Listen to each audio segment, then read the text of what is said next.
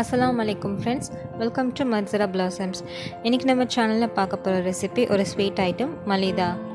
அதுக்கு ஒரு பவுல்ல 1.5 கப் அளவு கோதுமை மாவு எடுத்துக்கோங்க. அதுல 1/2 டேபிள் ஸ்பூன் உப்பு சேர்த்து நல்லா மிக்ஸ் பண்ணி விட்டுருங்க.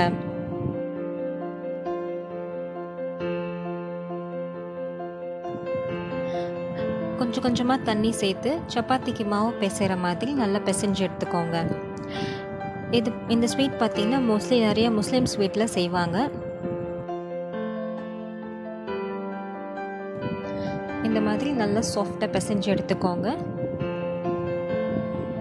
அதுக்கப்புறம் ஒரு 1/2 டேபிள் ஸ்பூன் அளவு எண்ணெய் சேர்த்து அந்த மாவு மேலே ஃபுல்லாக அப்ளை பண்ணி விட்டுருங்க.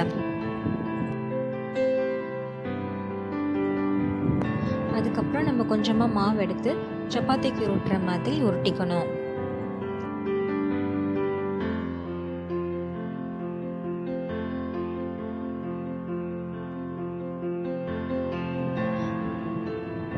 இது நம்ம நார்மல் சப்பாத்திக்கு உருட்டுற மாதிரி மொத்தமாக உருட்டாம நல்லா மெலிசா உருட்டிக்கணும்.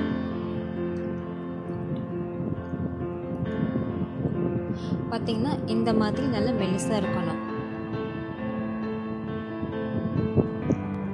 இதே மாதிரி நம்ம எல்லா மாவையும் மெலிசா உருட்டி எடுத்து வச்சுக்கணும். அதை எடுத்து நல்லா வெயில காய வச்சு இந்த மாதிரி அப்பளம் மாதிரி அது காஞ்சதுக்கு அப்புறமா நம்ம குட்டி குட்டி பீசஸாக கட் பண்ணி எடுத்துக்கலாம்.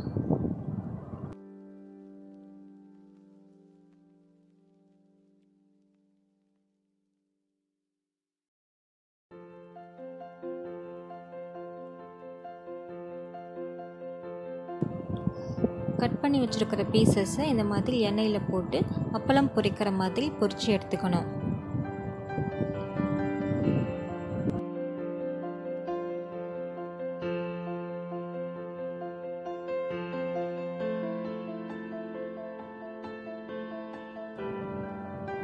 இதே மாதிரி நம்ம எல்லா பீசஸும் பொரிச்சு எடுத்துக்கணும். கொஞ்ச நேரம் ஆறுனதுக்கு அப்புறமா ஒரு மிக்ஸி ஜாரில் சின்ன சின்ன பீசஸாக கட் பண்ணி போட்டு நல்ல ஒரு ஃபைன் பவுடராக அரைச்சி எடுத்துக்கணும்.